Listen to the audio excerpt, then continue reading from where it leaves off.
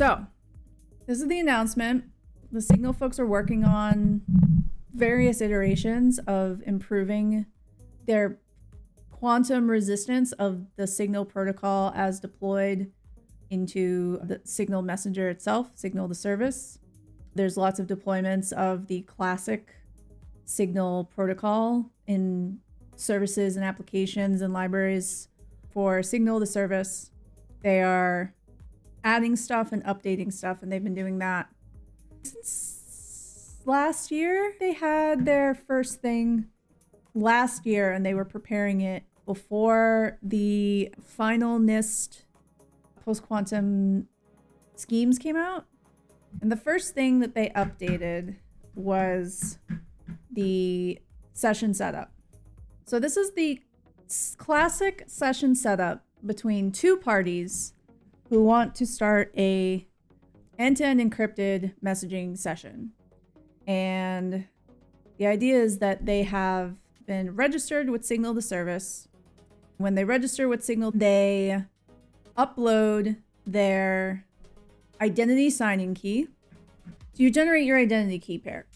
And this is when you model the protocol, this is supposed to be a authorization key pair, so a signing key pair. And this is usually ed25519 key pair, or the Signal version is like X ed25519 for reasons, because it's slightly different for reasons. Why isn't it ed DSA?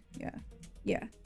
And I forget why I think it's because it's X only, because it's ed DSA, but it's X only or something like that. I forget what they say. Oh, it's actually over the Montgomery curve. Yeah, okay, so it's basically a hack.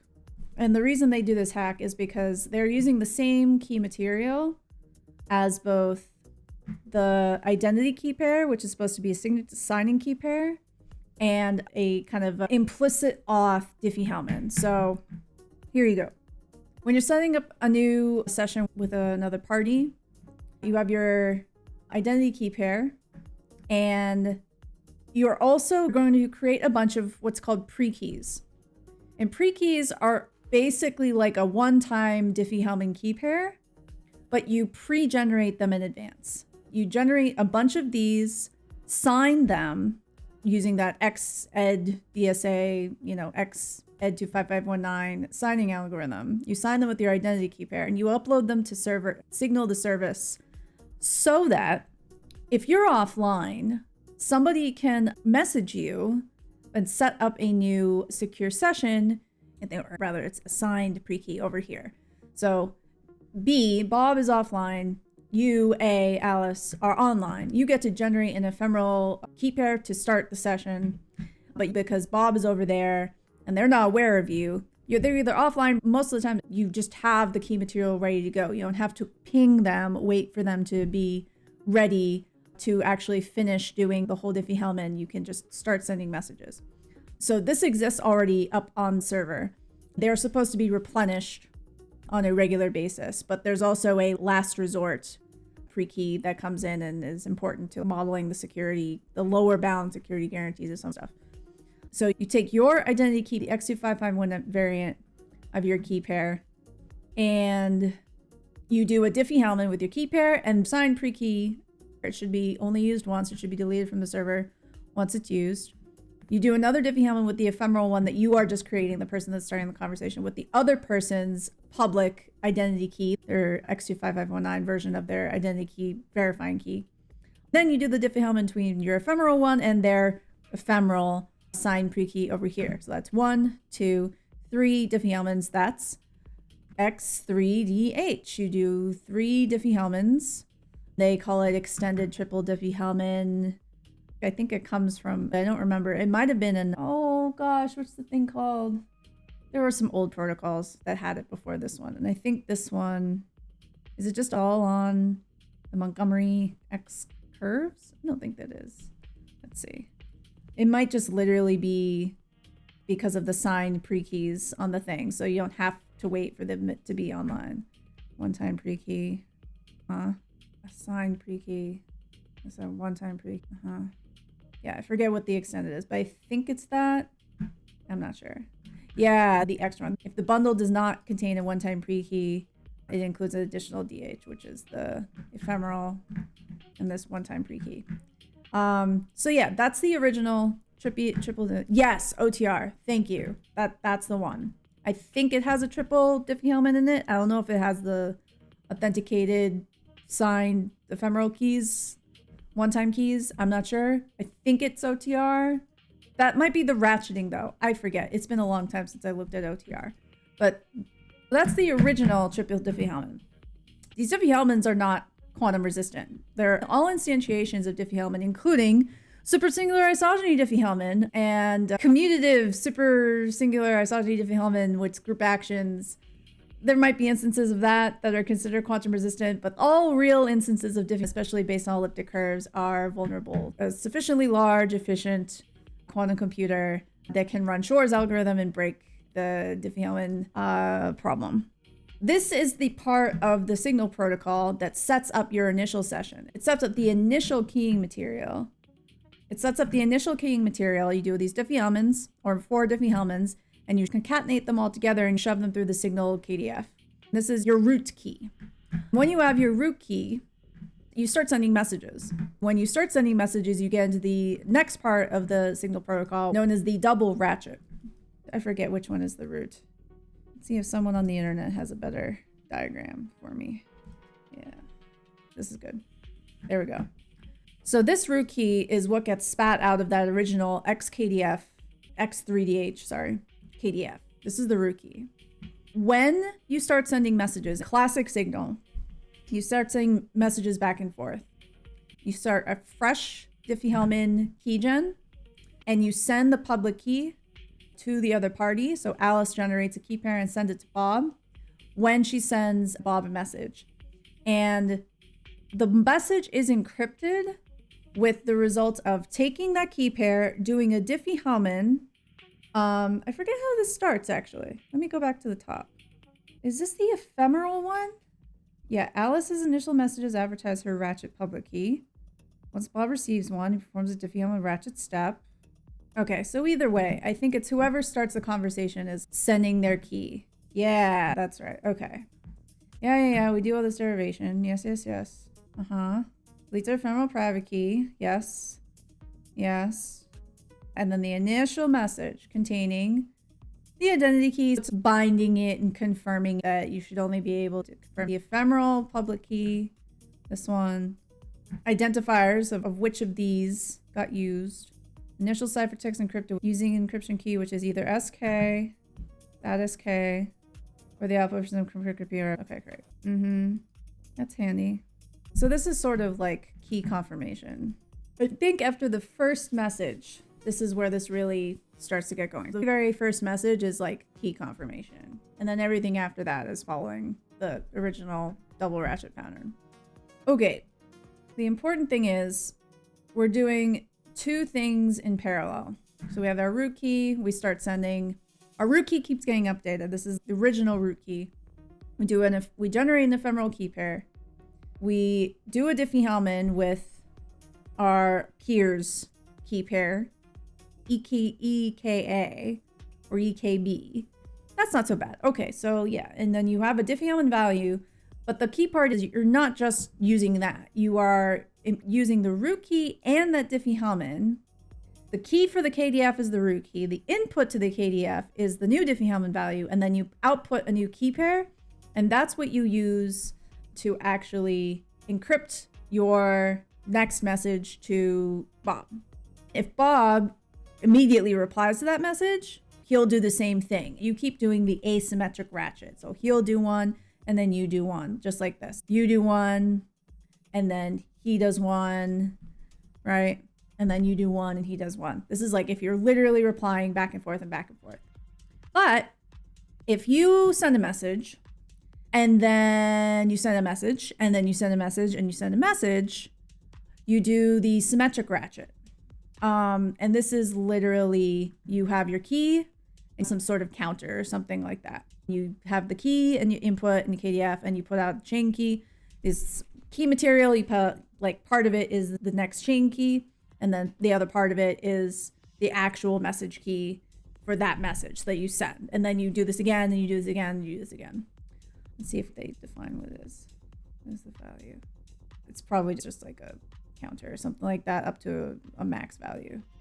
Well, this is good. They had this defined. Oh, they updated this. That's great.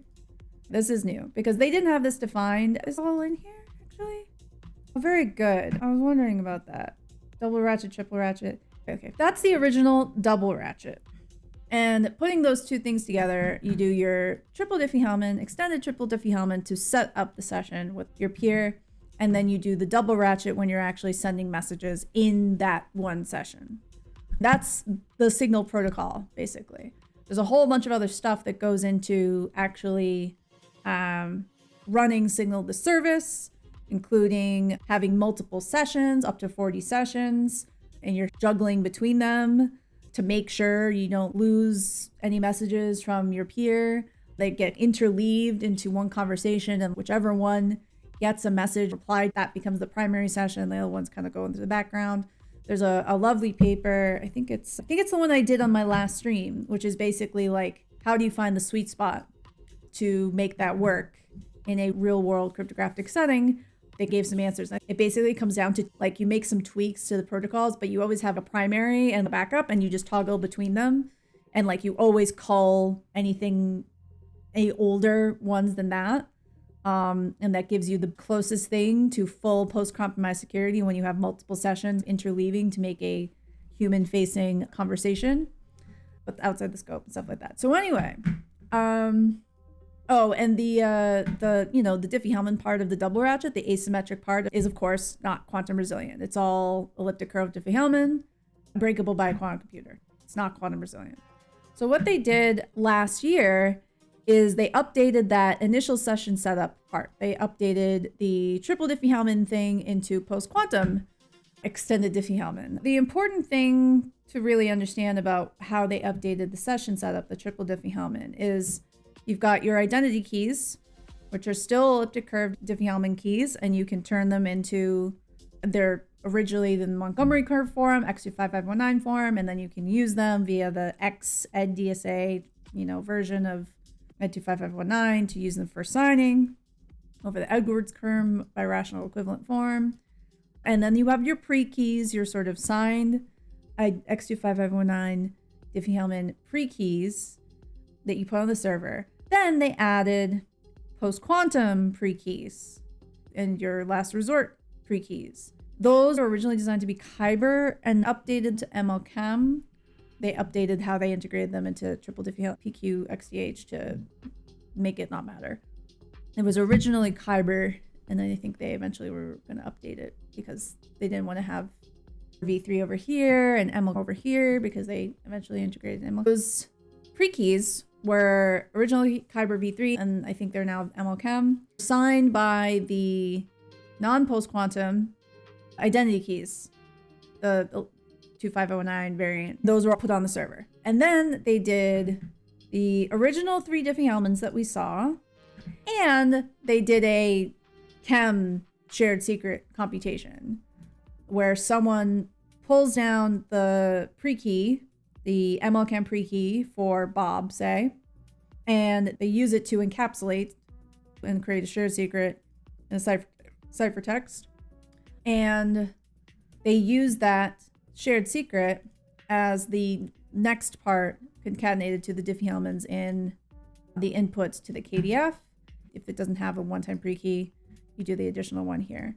This is funny because there was a good analysis by Crispin that was like, this could either be 3 or could be 4. You have to really lock these down and make sure that you can't confuse this value here with this value here. There was a good analysis by the Crispin folks. I'll just load it up here.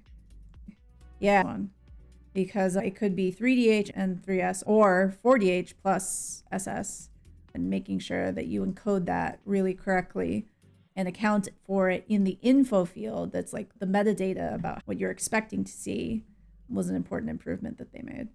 Including that means that in order to get the root key of the new session, you don't only have to break all these diffie-hellmans, which if you have a quantum computer, you do, But you also need to be able to break or guess this. This is supposed to be hard because Kyber v3 and ml-kem are supposed to be computationally hard for even a sufficiently large quantum computer to be able to do.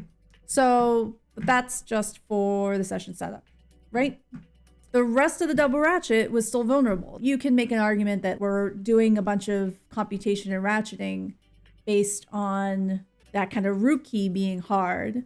But then if that's sufficient, why were we doing the extra elliptic curve diffie-hellmans and ratcheting the asymmetric part of the double ratchet if it didn't matter? Like, why didn't we just do this symmetric ratchet or something like that? It's because it gives you that nice post-compromise security. So the announcement that they made is that they had figured out a way to do that based on these post-quantum primitives like ml-kem in a way that they actually were happy with. The Signal folks and a bunch of collaborator researchers have been kind of working on this problem for a while. They've had a couple of stabs at it. And the reason they need a stab at it is because, let's see, do they have the thing? Sure. This is a night presentation that was at Eurocrypt. It includes researchers from Signal, PQ Shield, NYU, and ICE. I'm not familiar with ICE. This was the initial analysis of the first... Is it the first treatment? Let's see. Oh yeah, that's the RChem. Hold on, we'll get to that. Is this it? This is not what I was actually looking for. Where's the blog? News? Yes, this one. I actually really like this post because there was the Signal post and the docs, and this is from the folks at PQ Shield that helped collaborate on the update. I actually kind of like their post more.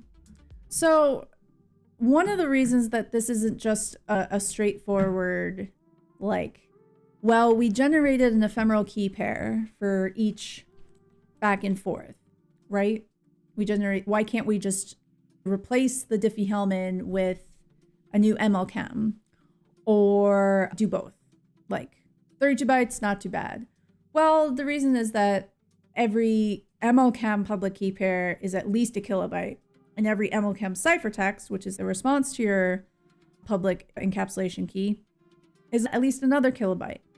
If you are used to sending only 32 bytes in your messaging and you are suddenly sending a kilobyte and a kilobyte, it doesn't work very well. It just doesn't work. Public keys are 1184 bytes and the ciphertext is 1088 bytes. We can just keep sending things back and forth, but it's just way too big, especially if you're just literally, you generate new key pair, you encaps to the old one, you generate a new shared secret, you send the new one, they encaps to the new one, and they send a new one. You can do this, but this doubles up the sizes. You go from 32 to 2,000 bytes. It's huge. It costs money, and it also costs usability and availability and actual ability to use the messaging protocol. And it definitely affects people with poor connections, uses too much bandwidth. So how do we achieve something close to the post-compromise security that we were getting in the original Double Ratchet with quantum resistance? This is a lovely diagram from the PQ Shield folks about forward secrecy and post-compromise security, and both. And just to be clear, forward secrecy is a little bit misnamed because forward secrecy is like having ephemeral keys like on your TLS connection. So for every TLS connection, you have freshly generated key pair, at least for most of TLS 1.2 and most of TLS 1.3. So all the connections that were made, all the data was secured under the previous sessions before breach, those are protected. And the idea is that, say, if you have a messaging session and you don't have this always on ratcheting, everything before the breach is secure. But if you keep sending while there's been a breach and you don't ratchet, everything after is tainted and compromised. The attacker can use the secret data they've recovered and play everything forward, and they're able to read your messages. Post-compromise security maybe you're secure, maybe you're insecure. You have some sort of compromise event where they are able to access your key material. They're able to decrypt at least part of these messages. But then there's a recovery event. Say you kick them out, they're no longer available, and you're able to rekey. You're able to start like a ratchet. And then you start ratcheting. You're able to heal. But if you have a compromise event and then you're able to start rekeying and ratcheting forward, and you have kicked out your attacker, the protocol in the session can heal. If you have both of these together with the double ratchet, you get forward security and post-compromise security. Blah, blah, blah. If we aren't sending those post-quantum keys every asymmetric ratchet, and there's a gap because they're too big, we have a gap in our post-compromise security for the session. How long does it take to get a full round trip of post-quantum secure key material into the double ratchet, or in this case, in the way that it actually ends up? If this were purely PQ, it would be a double ratchet. But the way that they're doing it is actually they're adding it on top of the elliptic curve stuff in a hybrid protocol. They get the hybrid security of relying on the post-quantum stuff if the elliptic curves are totally broken. If the post-quantum stuff gets deployed early, or the structured lattices tend to be a pile of crap, we don't think they are, but maybe they would be, or maybe the implementations are early and there's something we don't know about it or whatever, then we still have the security of the elliptic curve stuff. They're doing a triple ratchet. They're doing the symmetric ratchet. If you just have set up a session, you just send, and the other party doesn't have time to reply to you and give you new asymmetric key material. They're doing the elliptic curve stuff that we've done before for the asymmetric part, for the classical asymmetric part of the ratchet. And they're doing a form of post-quantum asymmetric ratchet as well. So that's the triple diffie-hellman. So how do we achieve the post-quantum, post-compromise security guarantees, but we don't kill our sessions over low bandwidth connections and all of that? I think one of these first ideas was like reusing key material, reuse part of the ciphertext as encapsulation key for the next round. This is a nice construction that I don't think is actually being deployed yet. This is, I think, a variation that they are looking to deploy in the future. This is a new construction of a kind of KEM, a ratcheting KEM, which I think is a cool idea, but they haven't deployed it yet. The thing they're rolling out now and wrote the blog post about doesn't use a ratcheting KEM yet. This was the thing they presented at Real World Crypto this year, where they take the large ephemeral key, the encapsulation keys in the ciphertext, and they chunk them up. They use erasure codes to chunk up the kilobyte of back and forth into about 40 byte chunks. Yeah, so 30 messages, 30 sends one way. That includes asymmetric ratchets, symmetric ratchets of just, you know, me, Alice, trying to send an encapsulation key to Bob. Okay, like, it's doable, it's tunable. You're spreading the keys across a bunch of messages, so you still have the classical post-compromise security because you're sending the elliptic curve ephemerals with each back and forth of the asymmetric classical ratchet. But you eventually achieve the post-quantum, post-compromise security later than that. It's almost like it reminds me a little bit of what iMessage did when they updated to a post-quantum posture, PQ3 iMessage. And they did this, when did they do this? Last year, February of last year. And Douglas Stabila, who's a cryptographer at Waterloo. So what they did, yeah, post-compromise security. This was a huge update to iMessage. They updated their whole session setup to make it post-quantum secure. It was kind of similar to the triple diffie-hellman, but not exactly because they're a different environment. Let's see if I can remember session start. They introduced pre-keys. I don't have the whole history of iMessage cached in my brain. They have the pre-key bundles. It includes the post-quantum part and the elliptic curve part that's signed by the identity key. the identity key might be per device. Each device has one, and it's all fetched and synced with iMessage to send the right messages to the right devices and all of that stuff. And then they sign it with those keys. So it's like each device talking to one person. And I forget how Signal handles that, but it's a single identity key pair. I'm pretty sure that's synced across devices. You have a primary device, and if you're using Signal desktop, I think it's cloned. Oh, that just might be to model it nicely. Verify signatures. You do some diffie-hellmans. Yeah. Shared secret. Sender ratchet key pair. You pre-key shared secret. You verify signatures. You do your post-quantum encapsulation. And then you shove all of this concatenated, including a bunch of session identifier stuff, pre-key, public keys, ciphertext. And then the elliptic curve secret, the post-quantum secret, identifiers, and all of that stuff. And then, you know, you put it through your KDF, which is actually like a split key KDF with like extract, expand from HKDF, I think. That's kind of cool. And then you get a root key. So that's 5-part. Message did in one big upgrade, like a first stab at each of the things that Signal is doing in phases. And what they did is they actually did introduce ratcheting. iMessage didn't have ratcheting before this upgrade of any kind. They started with the elliptic curve ratcheting with every message. And they introduced the elliptic curve ratcheting, and then they would do a kind of heuristic-based ml-kem ratchet every 7 days at the latest, or every 100 messages or 1,000 messages, whichever comes first. They use 2 different parameter sets of ml-kem. I think they use ml-kem 768 in the session setup pre-keys.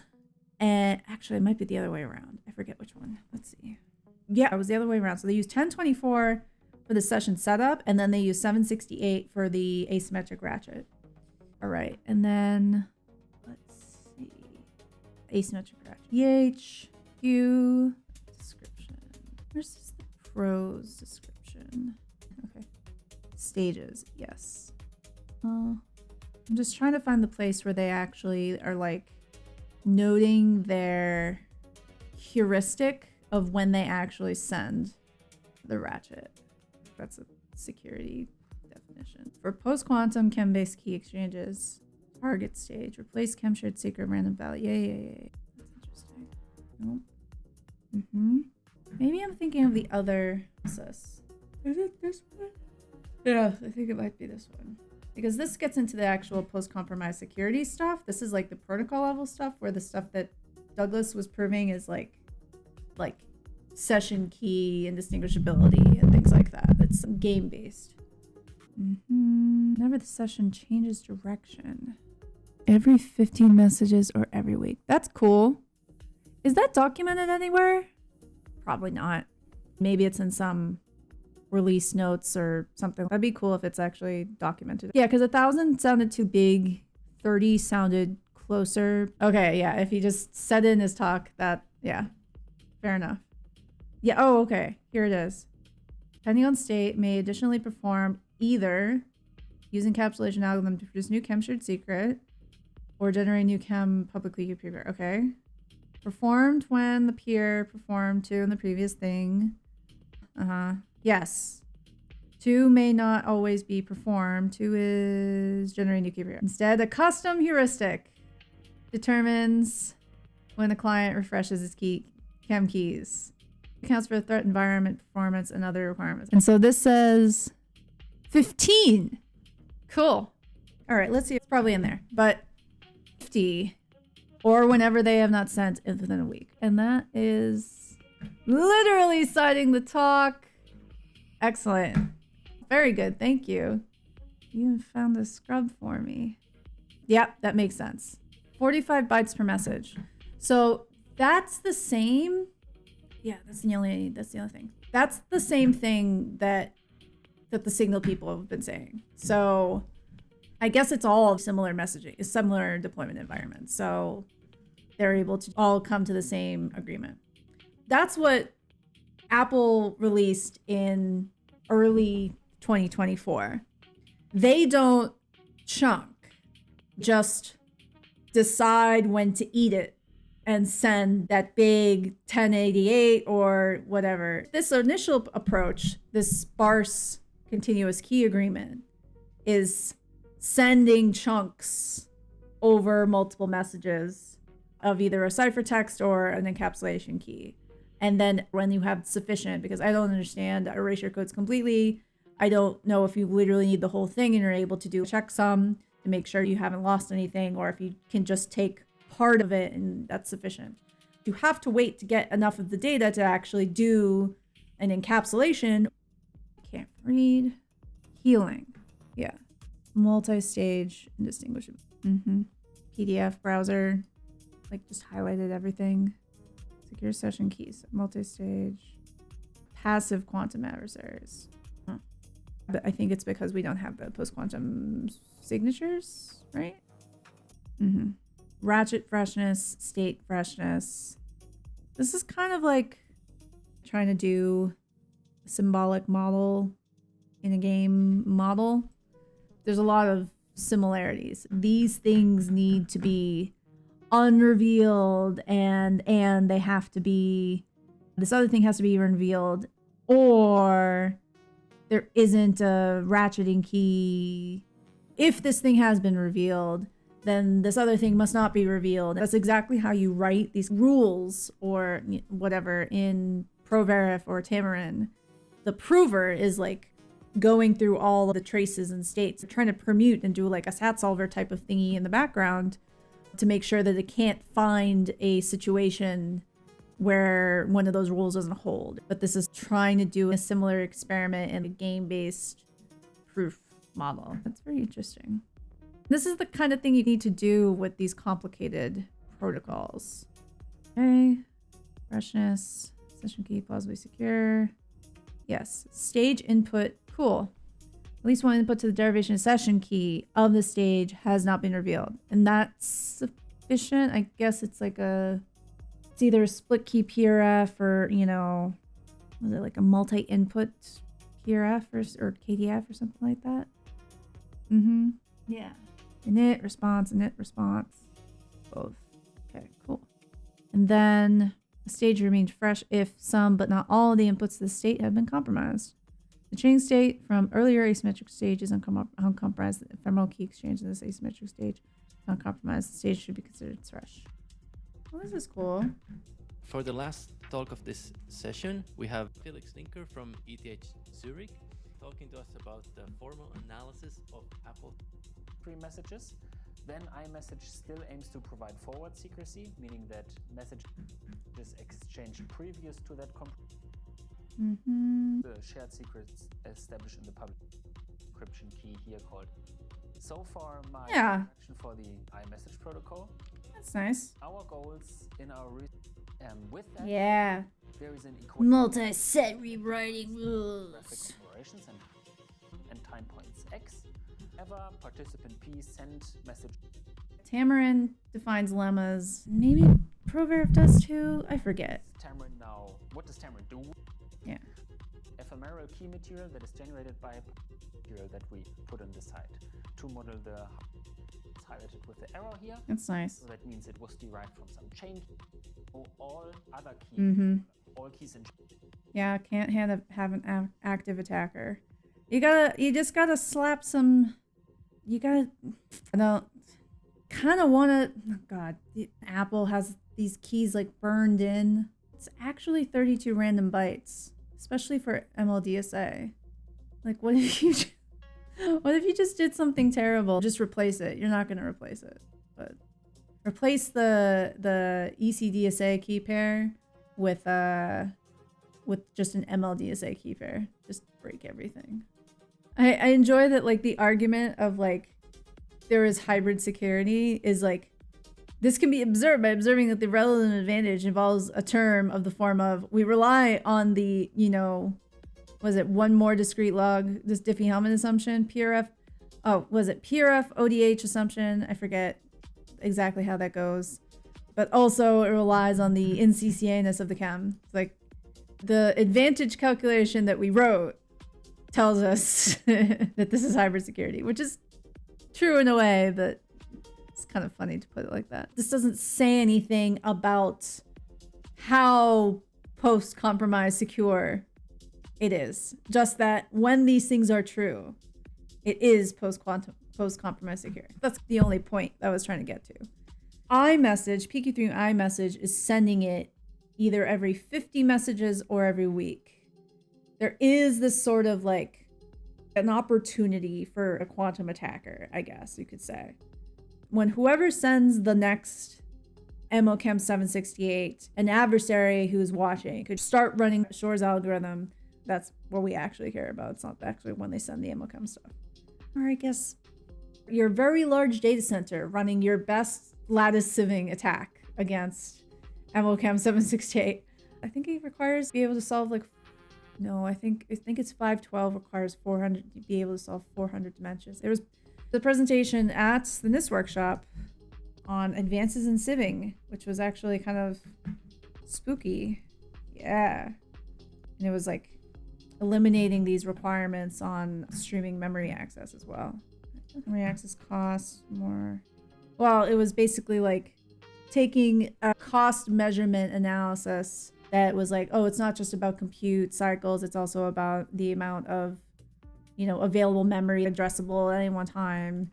And they were like, we solved it, we can bucket it and do things with distributed computing. It was fine. New lattice record, 200 dimensional shortest vector problem challenge. In the room, they said, so with a, not minimal, but definitely lower than the capability of some of our big cloud providers who have lots of fancy graphics cards sitting there. This community can now solve about 1 million times harder shortest vector problem instances than 10 years ago. They said you need to solve 400 dimensional shortest vector problem to break ml-kem 512. I forget if they gave an estimate for breaking 768, but it doesn't seem like it's, so this is really hilarious that 512 might be realistically broken, and then 6 minutes on 140, 8 hours on 160. And we're sending fresh 768 keys every week or 50 messages. Like, this is being solved by classical computing. This does not require a quantum computer. This is just advances in sieving attacks that we've been making for years. That's crazy. Anyway, if we can't send them every message, every asymmetric message, leaving a hole for attackers to try to run a truck through. If you're adding in a new diffie-hellman every back and forth message, like it is fucking with the attacker, but we're not sending a new post-quantum one every message. We're sending it every 50 messages, at least an iMessage, or every week. Instead of sending it as a one-time cost, you're amortizing it over 30 messages, but you have it and you can do the computation with it. And you can derive a new shared secret from it and send it through your KDF with your root key or your chain key, I forget, every 30 messages. So we kind of have a hole there, at least in our quantum resistant post-compromise security. Yeah, they keep talking about Katana. They don't have an implementation of Katana yet. The thing that they're actually deploying is the next thing. They're using ml-kem from libcrux, which is great. It's actually super mature, extremely high reliability Rust library with a bunch of cryptography, and it's really, really good to see. They're using ml-kem. Ooh, I wonder if that's, no, I think the chunking is in, maybe, I'm not sure. Maybe they're using that for the chunking codes. Actually, there's a name for the code and I forget what it is. But anyway, there's no katana in here. This is where they would have katana. They don't have katana. But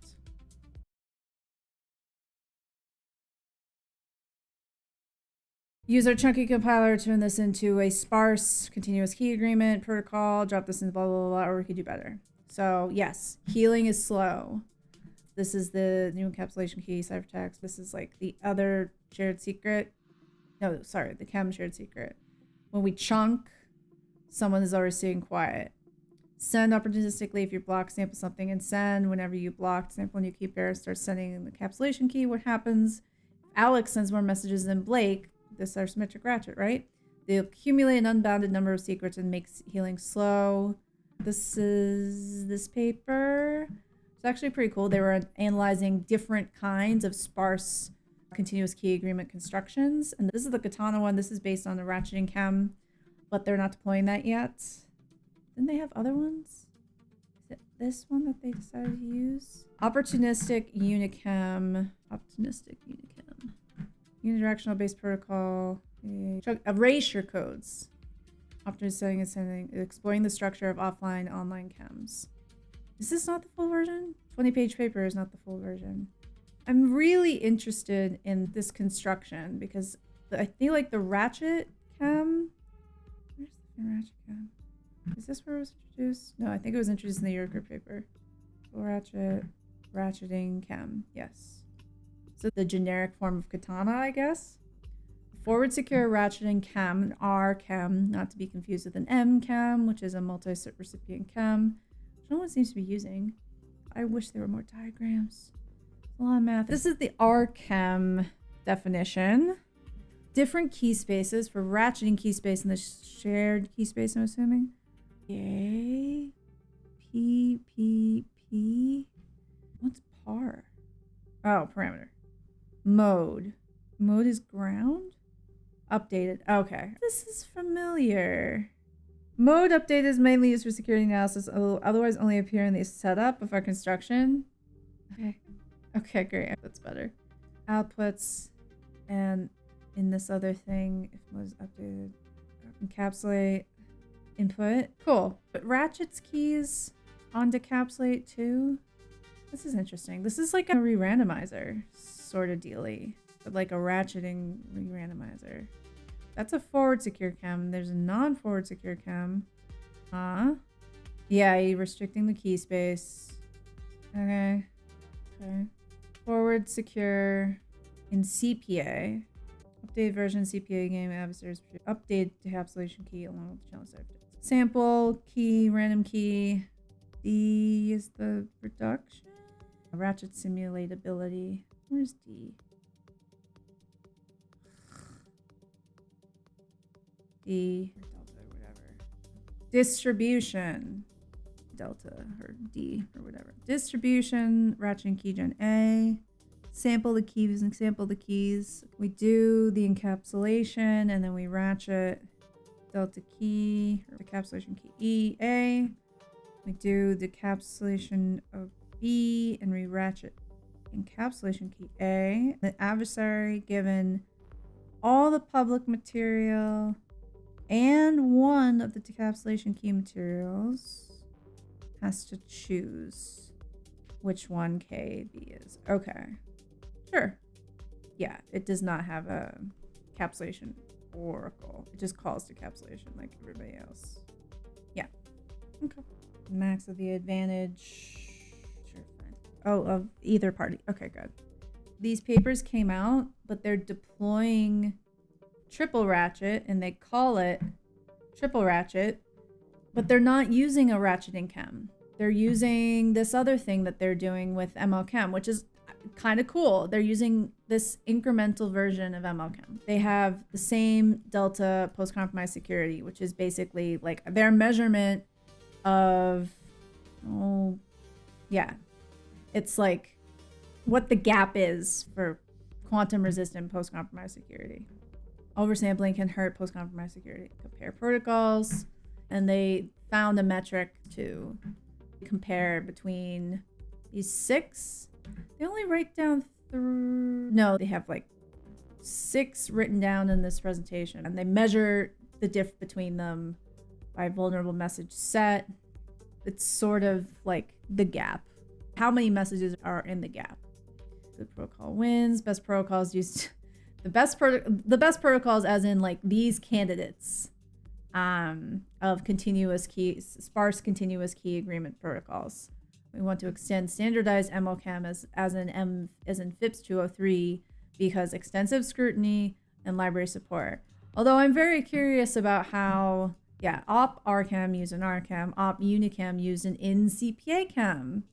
Usually when we say that a chem is considered a secure chem, we want it to have in CCA, which is chosen ciphertext attack security, which means you can have the same keys and they're used multiple times, and you can have multiple ciphertexts used against them, and the attacker has lots of bites at the apple by choosing ciphertext and sending it, and they have a decapsulation oracle and all this sort of shit. But this is weaker. It's similar to that chosen plaintext attack game that we just saw that doesn't have a decapsulation oracle. You can call it on its own, but doesn't have an oracle. And ml-kem already has a in CPA public key encryption scheme inside of it. I have a cache anyway. So yeah, the KPKE component scheme is not approved for use in a standalone fashion if you care about FIPS in this compliance. If you just want to use the algorithm, it's just fucking sitting there. Yeah, you go in here. This is libcrux. This is a great library. If you need a Rust crypto implementation that's efficient, fast, good, correct, secure, formal assurances, use this one. It's very good. This is their implementation. They have it super parameterized and enforced for sizes, correctness, and panic freedom, and, you know, secret data is not computed over in a variable time way. That's what a lot of these annotations are, because they compile down to F* to formally check those things for the implementation. Look at this shit. Look at this shit. That's so cool. And they've been working on this for years now. This is the Crispin folks. They do this library. So this is just public key encryption. You have an asymmetric key pair, you have an encrypting key and a decrypting key. It's chosen plaintext secure. And then what you do when you're using this in ml-kem, this is keygen, you give it a message and you give it some randomness, because when you're using it in ml-kem, you literally are calling the encrypt function. Your randomness is at the very top level of ml-kem. When you're encapsulating, you source your randomness, 32 bytes, and you hand that and your encapsulation key down into this part. You concatenate that with the encapsulation key and you put that through a hash function. I think that's shake. Nope, it's SHA-3. Take that 32 bytes, you concatenate with the, I think it's also SHA-3. Wait, yeah. H is SHA-3, G is SHA-3 256, G is SHA-3 512, J is shake. And yeah, you hash that with SHA-3 256, and then you put that through SHA-3 512, and it gives you the shared secret key. Yeah, it's a little annoying. Your shared secret key and randomness. You hand that randomness to this version of PK Encrypt because you're taking a randomized public key encryption scheme and you're making it deterministic by giving it the rest of its randomness. When you are regenerating the matrix for how you define all the lattices and shit for this is one of the wonderful things about ml-kem. You could have had a single matrix A for all instances of ml-kem 768 or something like that. And what that would have let you do is you wouldn't have to encode it into every encaps decaps that you do. But because you're regenerating it and it's efficient to regenerate, you have these 32 byte seeds, see here, right? Yeah, you extract the seed from your public key. It's 32 byte seed, and you regenerate the whole large matrix from it by running sample NTT. You get the seed out there and you just run and you just deterministically sample this from all these values. And then where's your randomness? Your randomness here makes sampling this vector deterministic. And then over here, you're sampling this other vector, and that's deterministic. And this is from the, what is it? Common binomial distribution? Forget. Centered. So you take the scheme that if you just sampled that randomly, you could fully randomize this, but we want this whole thing to be based on this randomness that we pass in. And we're able to regenerate that freshly every time we run encaps, but we're passing it in here. But anyway, You could hand that in every time. You could sample it outdoors. You could take the scheme and sample it from an RNG for each one of these. You could do that, and that would be cryptographically secure. You don't want to do it in here because we are using the context of ml-kem to produce a in-CCA KEM. You're using the FO transform, the F Fujisaki Okamoto transform, to take a randomized public key encryption scheme and turn it into a deterministic one, so you can use it to make this in-CCA KEM. You're controlling the randomness, you're controlling how it's producing the ciphertext and how you're decapsulating the ciphertext. So you're binding the message, the shared secret is bound to the randomness that are used to compute the ciphertext and decapsulate the ciphertext. But this is an in-CPA scheme. So in CPA PKE and CPA KEM, we can figure out how to do it. The FO transform gets in the way, we work around it. You go into, because fucking Signal doesn't give a shit about being FIPS, right? Like they don't care about that. They do care about having a available crypto primitive in different languages, including Rust, JavaScript. I don't really know how I think they wrap up. I forget what they do. They used to have a bunch of JavaScript crypto primitives. I don't know what they're doing on Signal Desktop anymore, but they have their Rust library and they call it from iOS. They call it from Android. I think they make that work now, but I'm not 100% sure. So when we're sending this encapsulation key, we have that 32 byte seed to re-expand that large matrix. This noisy vector, forget what this is. That's the other keygen. Yeah, this is D is your, D is the actual seed, but this is the encapsulation key. So for the whole encapsulation key, this comes straight out of the PKE scheme. And you take row, which is the thing that you need to expand the whole matrix. So that's that 32 bytes. And then T is the public key part. You take your secret vector, take some error, and then combine it with the NTT transformed version of the matrix. And then you get this noisy linear vector, T hat. So that's that big one. So that's the 32 bytes. And this is 1152 bytes, the quote noisy vector. And then the ciphertext is actually two ciphertexts. Let's see. Yeah.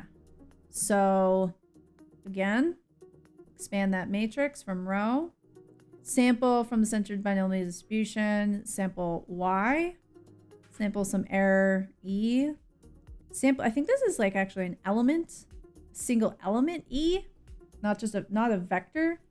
Then you do NTT of Y, you do the transpose, NTT transpose of the matrix, do the cross product or whatever, matrix multiply of the transformed vector Y, and then you add the error, and that gives you U. Then you un-NTT it. And we do NTT transform back and forth for efficiency and speed. You take the message, M, the random message, you turn it into mu, which is not confusing at all. You take that mu and the extra error element, you take Y hat again, and you do your matrix multiply, your vector multiply of T hat transform.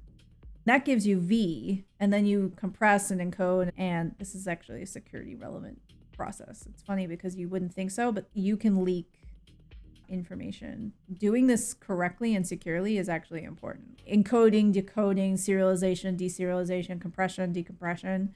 You might not think it is, but it is. I think the libcrux guys found an issue with that, and I forget what it was. But yeah, so this is our actual ciphertext. The C1, I think, is large. Yeah, because this is like a vector. This is like a single element. This is 960 bytes, compressed noisy vector. And then this is 128 bytes. We only need seed to expand the matrix and the hash of the encapsulation key, 64 bytes, to compute this part, to compute CT1. Let's cross-check that. We need the seed to expand this. We need E1, right? So we need R. Where's R come from? That's just from encapsulation, right? Okay, great, cool. And we need that here. That's why we need it, because we don't get R unless we have the hash of the encapsulation key. That's correct. Great. And then we need all of EK to compute this. So we need the actual T hat from the actual value of the full encapsulation key. That's correct. So the idea of the thing that they're deploying in Signal real soon now, send a header with the seed. I hate that they keep calling it seed. I know in their context that's fine, but there are other seeds in ml-kem that I am super primed about. I wish they would call it a matrix seed, or just call it row. Call it the row seed and help me a lot, at least me specifically. With the row seed to expand the matrix and the hash and the encapsulation key first. So Blake can sample CT1 early. So if we send them this and a hash of this, he can start sending this. And then we can get a head start. And we can do most of this work in parallel. The row seed first to the matrix A. When Blake gets the seed, they sample CT1 and start sending it. This is interesting though, because they have to remember stuff, right? Don't they? You need to remember this stuff. They have to compute this fresh. They can compute that later. They have to remember all this stuff. I'm interested if that's kind of annoying. I mean, the other half of the diffie-hellman that you just sent to be able to finish computing things. Oh, so they're still doing the chunking. They could stop sending seed and start sending EK vec. Once Blake has all of EK and knows Alex has CT1, let's start sending CT2. When Alex gets CT2, they can start using the shared secret and they can acknowledge Blake. When Blake gets the acknowledgement, they start using the shared secret and swap roles. Cool. It's being deployed now. That's the repo we looked at. Use in CPA ml-kem. Need library support and IP clarity. Everything in ml-kem in FIPS 203 has no IP encumbrances. And then the next thing is implement and use katana, the new ratcheting chem thing. I'm curious. Like katana is like a separate fucking thing. So this is not used yet. Next steps, fully post quantum. Yay. The next thing, they want to use Falcon. And NIST at this thing, nope, said a initial public draft, for FNDSA, FIPS 207, I think, is coming by the end of this calendar year. They said that the document is done and it's, going through, but now we just had a fucking government shutdown. Click the button. I forget. Saying very small signatures, public keys, difficult to implement, the floating point arithmetic. I think they some work introduced a keygen that didn't rely on floating point. It was fixed point, which is nice. Expect to release an initial public draft soon. It's basically written, waiting approval, and this is FIPS 206. Okay, not 207. I'm thinking of HUC. That's what I'm thinking of. But yeah, it's interesting that they are looking at, Signal is looking at Falcon, and they want message recovery, key recovery, and ring signatures. I don't recall if Signal doesn't use ring signatures now, right? For like its group stuff or for private group management.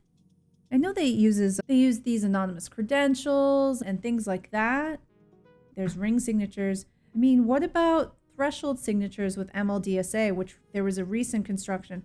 Oh god, that protocol is like 30 fucking rounds. So they can't use that. That's just like impossible. If there's one that was like up to 6 participants, because that gives you privacy. I don't know. I don't even know what they're needing it for. But anyway, in CPA ml-kem, if we actually look at the decapsulation in here, so we do this decryption. We'll just look inside. It's the reverse of everything we just looked at. We get our C1 and C2, byte decode and decompress and all this stuff. And then we do transverse of entity of S from the decapsulation key times the entity of U prime, which is the decoded decompressed version of C1. That gives you your own value. And then you have V1, which is just fully decompressed. You don't have to do any math on that. V1 prime minus that value, the NTT version of that gives you W, compress and encode again to actually get the original 32 bytes, and that's your message that you decrypt. And then you go back to encapsulation. Once you've decrypted this message, you do what we did in encapsulation the first time. You have message prime concat with the hash of the public encapsulation key, shake, hash is SHA-56, H is SHA-56, G is shake to 56, and J is SHA-3512. So yeah, this recovers your shared secret and your randomness. The reason you need your randomness is over here. We use SHA-512 with our FO transform rejection secret and ciphertext. This is the alternate rejection value for the shared secret. Then we do our re-encryption step with the derived randomness, the decrypted message, and the encapsulation key that we are supposedly using that's supposed to match with our decapsulation key that we used to decrypt the thing. And we recompute the ciphertext, and if the ciphertext don't match, then we return the FO transform rejection value. We implicitly reject that value over here. And I am pretty sure that all of this extra work, this re-encryption step and this check, which has to be done in a secure side channel free way, the FO transform from the FO transform gives you chosen ciphertext attack security. You apply this FO transform to an in CPA, taking it from randomized to deterministic public key encryption scheme, and you're able to turn it into an in CCA KEM. It's this structure of the thing, not necessarily the internal details, the lattice-based details of the public key encryption. We decrypt, we hash, and we have all the value that we need. That would give you a KEM-shaped thing, but only in CPA security. I trust the people at Signal to leverage this in a KEM-shaped way, even though it's in CPA, and not let it float around the world. My only worry is that we are very used to having in CPA, chosen plain text attack secure, public key encryption schemes. But KEMs are a new beast in the general cryptographic user space. Having in CPA, chosen plain text attack secure, KEMs floating out there and escaping containment, being used in situations where you need in CCA secure KEMs, like in PQ3 iMessage, I would really hate for that to happen. So we'll see in this evolution that they describe using the NCPA stuff. I really want more details about why this says you only need NCPA. This is about the ratcheting KEM. Even given access to public keys, ciphertext, and one decapsulation key, no information on the input, the message, the shared secret, is leaked. This matches in CPA, and ciphertext A is honest. Forego the FO transform. What do they do? Erasure code. 3 sizes of chunks, 32, 128, 512 bytes. I guess they only need that. But yeah, that style of back and forth with the ml-kem style, you send part of the public key, the public encapsulation key over, and then you send part of the ciphertext, the early part, in chunks over, and then you send the next half. They're calling that an incremental KEM, doing it over in CCA. It's interesting. I'm interested to see when they do a comparison, because the Usenix work says that they only need chosen plaintext attack security, but ml-kem's quite efficient. I don't know if the extra re-encapsulation step is really hurting you there. It is an extra re-encryption and then a check. You are doing extra work, and just eliminating that is a little bit less attack surface that has bitten people in the past. But if you've already have that via libcrux, it'll be interesting to see if they get any wins there. But it seems obvious that the win that they really care about is like shaving off more size on the ciphertext or the encapsulation keys. It'll be interesting to see if they do that. If they do in CPA or ml-kem, I'll be quite interested to see if they build Katana, the ratcheting chem, if that really gives them a win, because that might actually be what they really want, and that will be a new primitive. It'll be very interesting because Signal has gone very, very far with non-standard primitives. They've been using X25509 and extended ED25519 signatures for a long time. They don't care about being FIPS compatible or using standard primitives. They can get away with using Katana, but not a lot of other people can.